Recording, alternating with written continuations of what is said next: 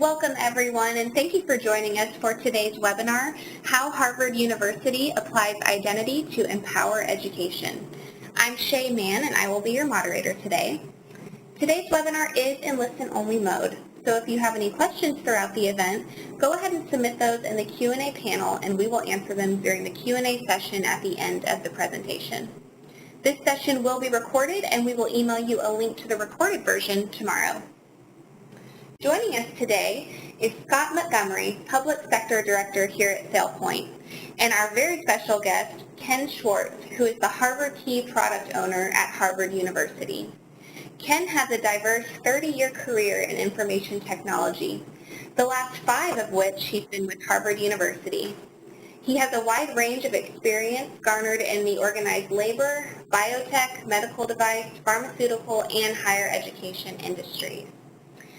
Well, we've got a lot to cover today, so with that, Scott, I will pass it over to you to get us started. All right, thank you, Shay. Once again, I'm Scott Montgomery, and I work with our higher education clients here at SailPoint. So before we start, I'd like to start with a polling question on how you are currently using identity within your organization. So if you could, please click one of your answers in the polling window, and we'll take a quick look at the results shortly. Okay. Yeah, it looks like we have a majority in strengthening security. All right. Well, that sounds good. Well, the reason I like to ask this question is because while identity has been around higher education for a long time and managing that identity, the identity solutions in the modern world are expanding into new capabilities that can address concerns in many different areas. And so something that to think about in the higher education space. With that said, let's talk a little bit about what is identity. All of us know that identity and access management, we're usually pretty familiar with that concept. It's things like single sign-on. And what identity and access management really does is it gives you real-time authentication to certain applications that then allow your users to be provisioned in real time or give them access to those applications. What SailPoint does is we expand into the identity governance area and generally partner with those type of vendors. What identity governance does is it really takes that real-time access, and behind the scenes it does a deep provisioning of those accounts so that within a particular application or area, you're going to get the role-based and granular access that those identities or users need within that application environment. And once they are provisioned into those, then identity governance is going to manage the life cycle of that particular identity. So they've joined, they've gotten their particular role-based access. If they change roles, and that's especially important within the higher education space, they go from a student to a grad student, maybe to an alumni or a professor, then we're going to change the permissions that they need and not have what I call permission creep, leaving behind the old permissions or roles.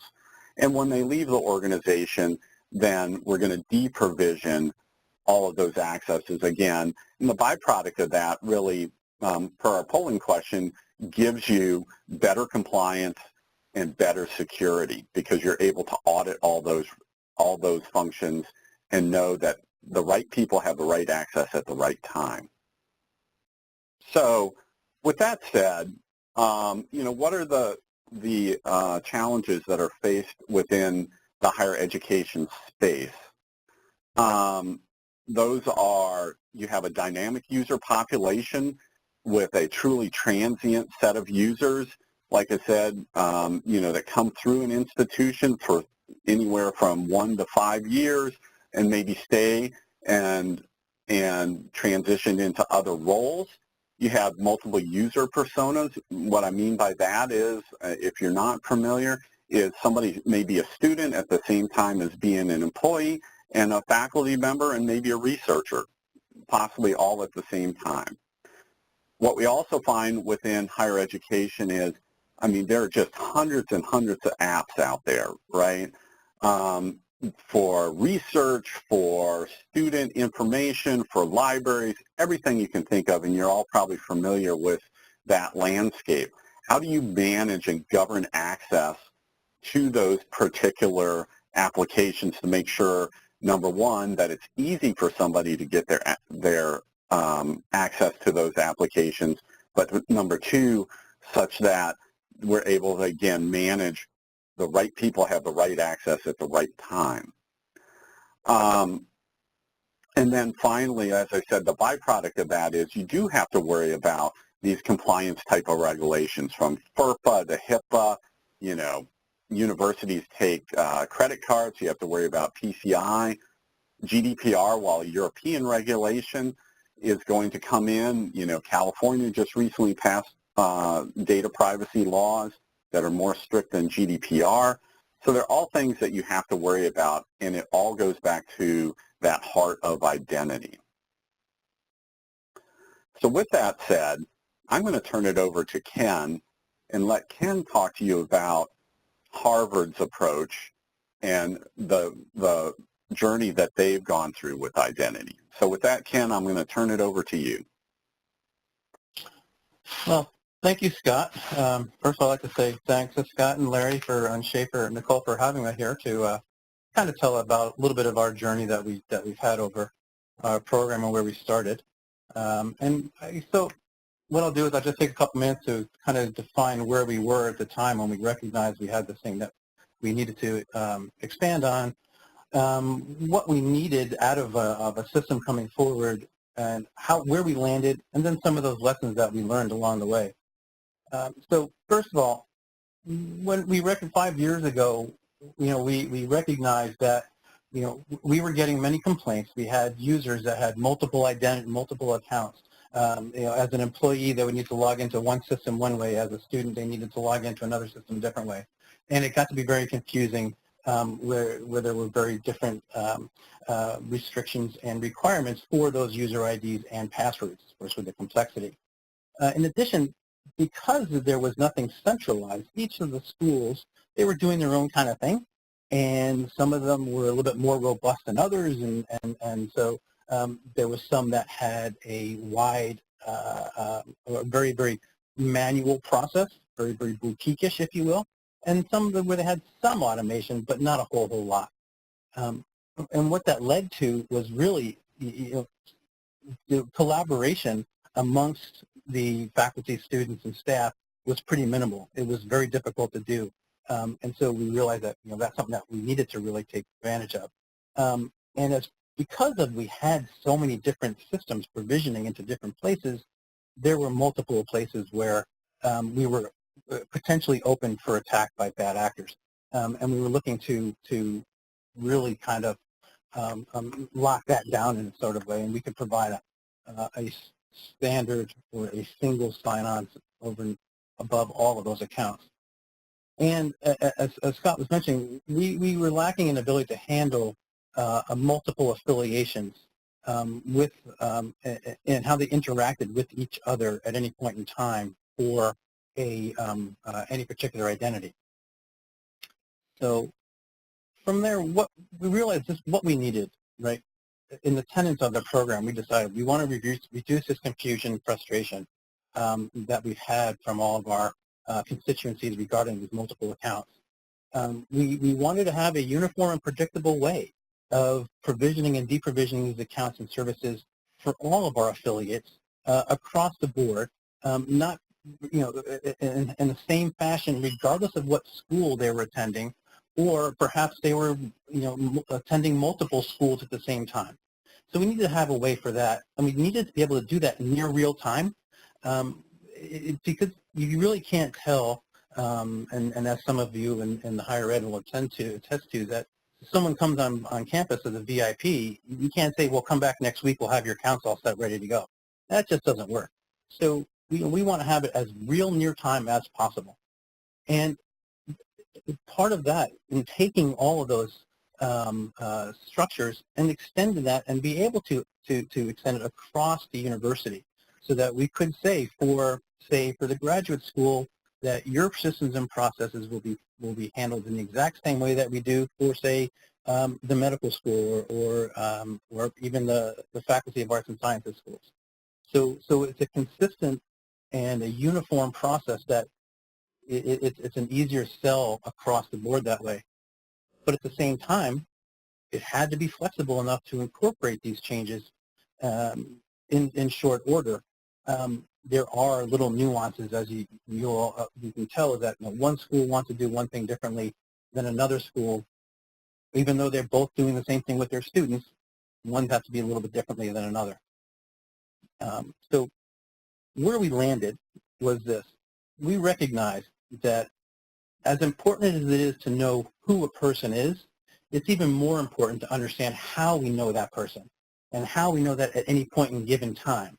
Okay, and because of that, we settled on this concept of what we call this communities of affiliation. And what that really does is we knew we excelled at knowing that, let's say, Betty, as an undergraduate student with the Faculty of Arts and Sciences, should get a specific set of services and accounts, and that those accounts and services should remain active for a period of time, for them 9 months beyond their graduation. That was something that we did pretty well. But the part that we kind of fell short on was also knowing that Betty was an employee. So while she was a student, she was also an employee that would require a different set of services and accounts, and the life cycles for those may be different, and there might be some overlap between the two, but we didn't have a good way of doing that. So when we came back to how could we do that, these communities of affiliation is what gave us that ability to differentiate between, one school doing something with a student versus another school, or one school doing something for one type of student versus a different type of student. And in conjunction with, so as Betty is an undergrad student and is also an employee in the provost's office, we can now manage those comings and goings, if you will, on a affiliation by affiliation basis, so that we can maintain these accounts through our life cycle, which we've created here as far as an active, meaning their role, they're here, they're on campus, or their grace period, so they're no longer really here technically, they're no longer active, but we maintain those accounts and services as if they were, and they can maintain and they can continue to access them as if they were for a certain period of time. And that period of time is flexible. So one school can say we want 230 days for our students. Another school can say we only want 90 days for our students to be able to do that. And so we can maintain that. And then after that grace period locks out or times out, we will lock out those accounts.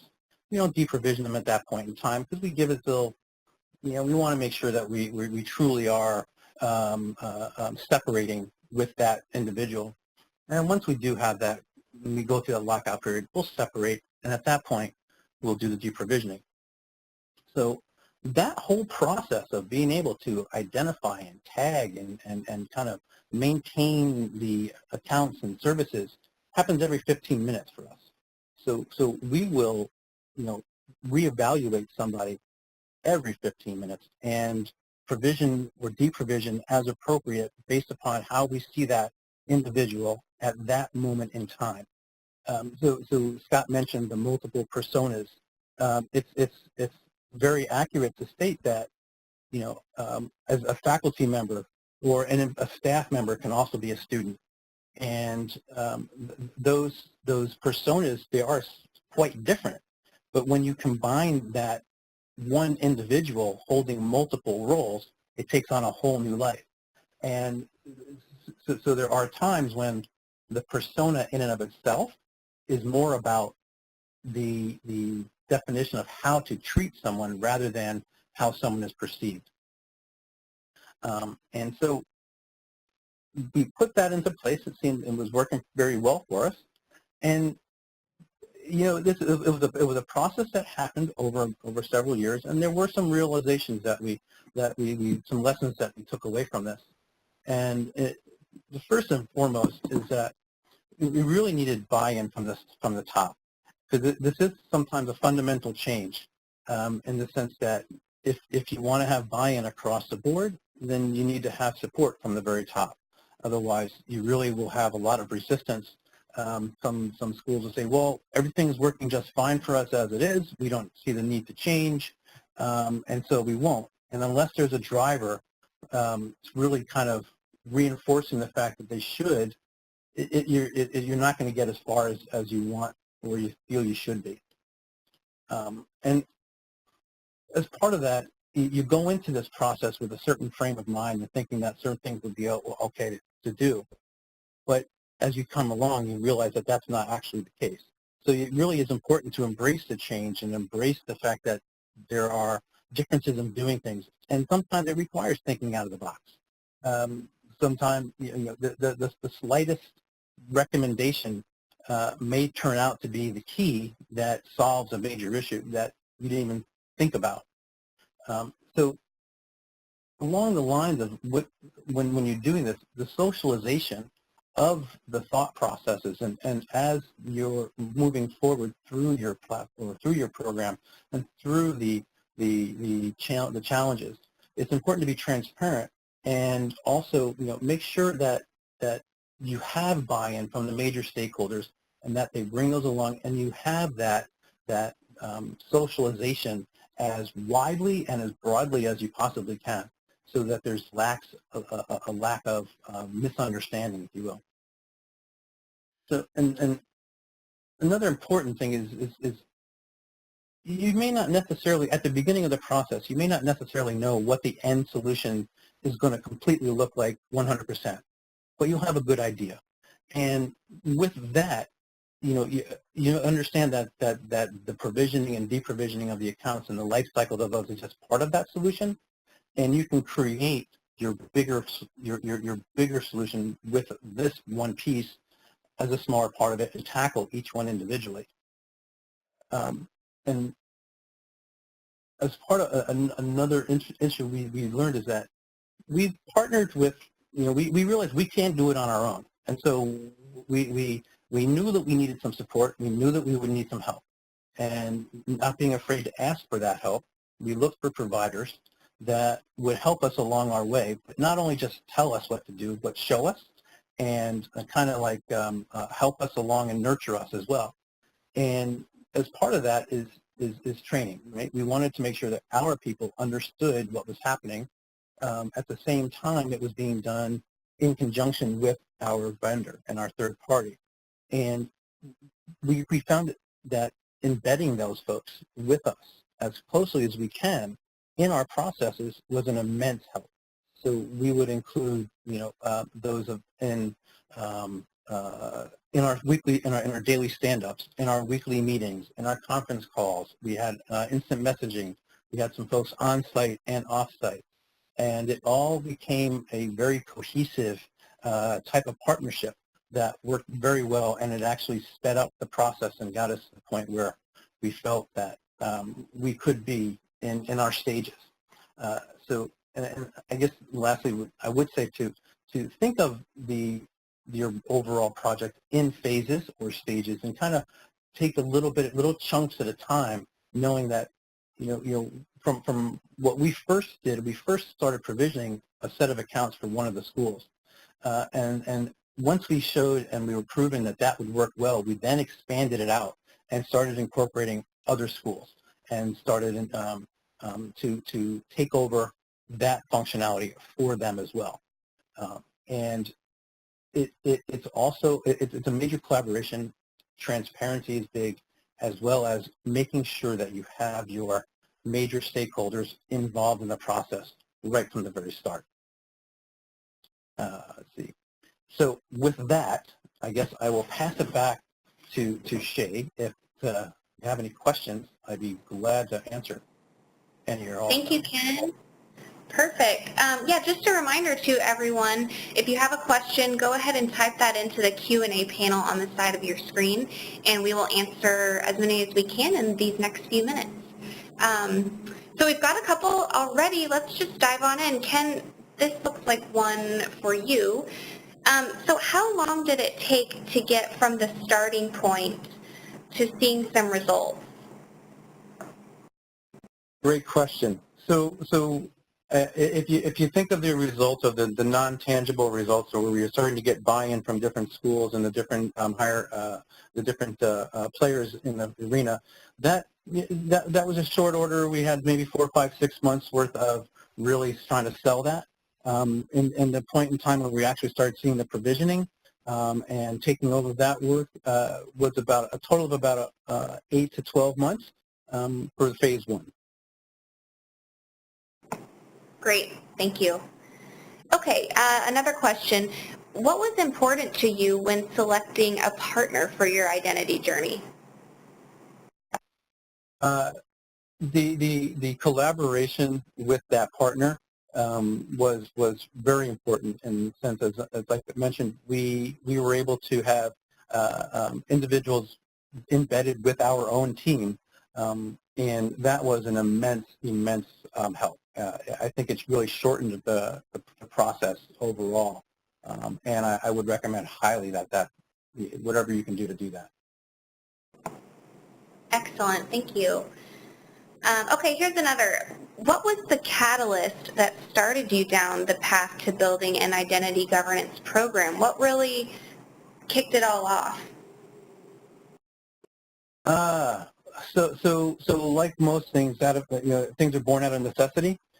So we had an identity registry originally that we were using just for printing ID cards, and we realized that we needed something a little bit more robust, and that we could take that forward and really be able to provide a service for the entire university, in addition to just provisioning these ID cards. So the directories, our online directory, the exchange directories, our phone books, that's where the catalyst really started. Excellent, thank you. Okay, here's another question. What was your strategy for providing training and just managing change in general with this new solution? So for providing training, we used several different methods. We did some online training. We did some in-house training with some SailPoint trainers. And we actually, at one point, kind of jointly did a training sessions with another university close by, so that we were able to take advantage of I guess, more minds in the room at the same time. We could bounce things off of each other. And with respect to managing the change, it's part of we're very open. So we're an agile shop, and so what we try to do is we'll prevent or publish what our quarterly or program increment goals and objectives are, and we will use that to manage the change and how we progress through the improvements and enhancements along the way. Excellent. What is the FTE needed to support the process? How much time for this whole process? Well, time-wise, like I say, I mean, it was initially a slower ramp-up as our team got more familiar with the product. If we're asking, if the question is FTE needed to support the process with respect to how many people are involved or how many people are on the team, we're fortunate in that we've had several. I have a couple of developers. I have a couple of different QA folks. We have some DevOps folks, and there's also some database people. But these are all folks that were working on other projects that we kind of usurped, if you will, and kind of formed a team to do this. But so the team for this one particular process of using this, I would say 4 or 5 folks. Got it. Thank you. That probably answers this next question that was, what did your identity and access management team look like, both during the implementation and during day-to-day operations after implementation? So, I mean, did you feel like after implementation you needed to expand the team, or has it been pretty consistent throughout, during, and post? Interesting question. So we were on a 5-year program. Where we ramped up pretty quickly, pretty heavily to bring in enough resources to get the job done quickly. That program ended as of last year, as of last June, June 30th, where we transferred into an operational state. And as part of that operational state, we did lose a few FTEs, but we were at the point where we were stable enough that we could continue on implementing new features along the way with the reduced staff that we had, because we did enough work up front to make it flexible enough to do that. Great, thank you. Okay, so how many systems of record feed your system, and what is your experience with data reconciliation? Good question. I'll back up and say that the systems of record that feed into our registry, there are many. PeopleSoft, several different student-based services that are being used, as well as a number of different flat file imports. So I don't know, maybe half a dozen to a dozen, all of which feed into our main repository, which does the reconciliation, that does the merging, and that does the assigning identifiers for brand new identities and new roles. Okay, thank you. I don't know, was there a second half to that? Maybe, did you answer the part about what is your experience with data reconciliation? Data reconciliation, it's a challenge, no doubt. When creating when adding a new user to the system, there's always opportunity for duplicate accounts. We run into them a lot. Much less so now than in the past, but we still run into them, and when we do, it's a challenge to untangle them. I won't kid around with that. There are challenges involved with that, but it's significantly less now than it was before we started this program. Okay, great. Well, we have time for one more question before we wrap up, and this is another question around the challenges. So, what were the challenges with modeling the affiliate data model in addition to connecting, sources, targets, rules for change, etc.? Okay, so really modeling the affiliate data, we've been getting that all along with respect to what data the school will send us about each individual, whether it be a faculty, which all employee information comes in through PeopleSoft, pretty standard stuff. The schools, they'll tell us what phase of the application process they're in, or what they consider an active student or a registered student or a pending student or on leave. And so it really came down to working with each of the schools to define how their community of affiliation should be structured. So what data points would be used to determine if they are a member of that community, and if they are, what services do they get and for how long do they get them? So the challenge is really that, and in some instances it raises policy changes at the schools level, where they recognize by us, going through this process with them, they come back, oh, wow, we shouldn't be doing this. Why are we doing this? So then it takes a fair amount of time for them to get their policies in order so that we can then map our affiliations to those.